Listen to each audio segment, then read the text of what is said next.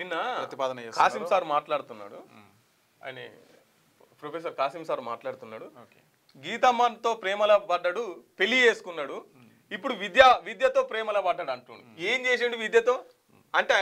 ఇప్పుడు కాసిం సారు చాలా మంచి మేధావి, తెలంగాణలో ఒక మంచి స్పీకరు, ప్రొఫెసరు, తెలంగాణ సమాజాన్ని తట్టి లేపినటువంటి వ్యక్తి ఆయన మాటలతోని. ఆయన కూడా జోక్తున్నాడు, రేవంత్ రెడ్డిని డప్పు కొడుతున్నాడు.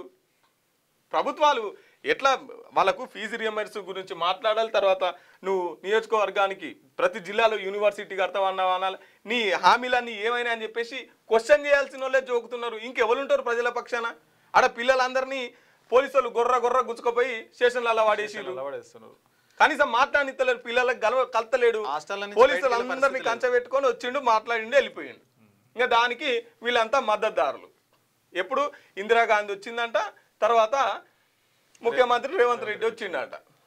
ఇగో ఇట్లా మాట్లాడుతుండు కాసిం సార్. అరే ప్రశ్నించే గొంతుగా ప్రజల పక్షాన మాట్లాడండి సార్. రేవంత్ రెడ్డిని జోకేటోళ్ళు మస్తుగా ఉన్నారు, ఆయనకు భజనలు చేసిన వాళ్ళు చాలా మంది ఉన్నారు.